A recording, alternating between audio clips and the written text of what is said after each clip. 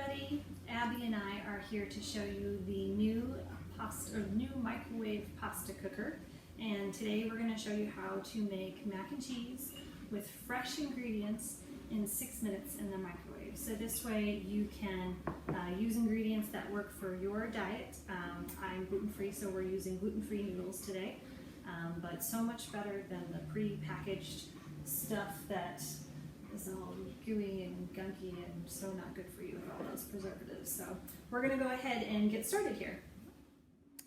Okay, so first we're going to remove the lid to the pasta cooker. It's our boil over no more lid that's built into it there. And we're going to add our 1/2 cup elbow noodles and 3/4 cup water. And we're just going to stir it up some. And then we're going to get it ready to go into the microwave. We're going to put the lid back on.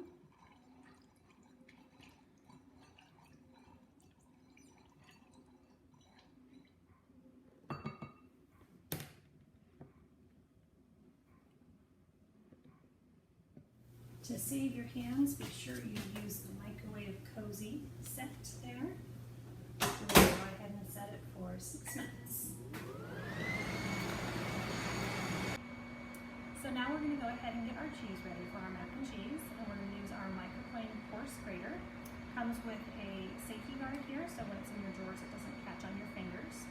And to open the microplane grater, you're going to go ahead and hold it towards you, hold the handle towards you, and let it release. You can also release it all the way so that you can grate it on top of the bowl. I like to do it at an angle because it keeps it nice and sturdy. We're going to go ahead and attach our food holder here. You know it's on there properly if you turn it upside down and it doesn't come off. So we're going to go ahead and use the food holder to make sure we keep our fingers safe. We're going to go ahead and cut our cheese in half here. Get it ready. Put our cheese into the food holder. And then we're just going to go ahead and put our hand up top there. All sorts of different things with this. It doesn't have to be just cheese. You always have a nice little piece here to reward yourself with. But the reason that's left over there is so that your grater doesn't end up grating your food prongs. So what's great about the coarse grater is that you can do both hard and soft cheeses. So it's a more multifunctional tool there. We're going to go ahead and get the rest of this grated, and our noodles are just about done. So now we're going to go ahead and add in our cheese and milk. Add our milk we're going in.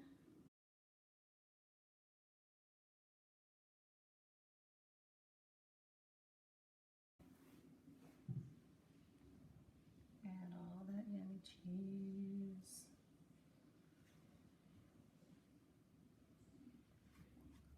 Should have grabbed our flexible mat where we can pick it up and dump it in.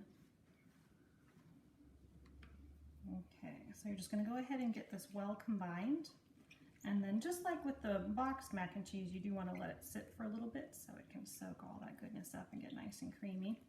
But using the evaporated milk here instead of other things that you might add, and good fresh cheese instead of the pre-shredded, it melts so much better, and of course it's good for you too, or better for you, than the pre-shredded junk that has all the preservatives and that powdered cellulose and all of that. Plus it's cheaper to buy cheese in bulk. And what a good idea would be too is to buy the large blocks and grate it and put it in quart-sized freezer bags and then freeze it.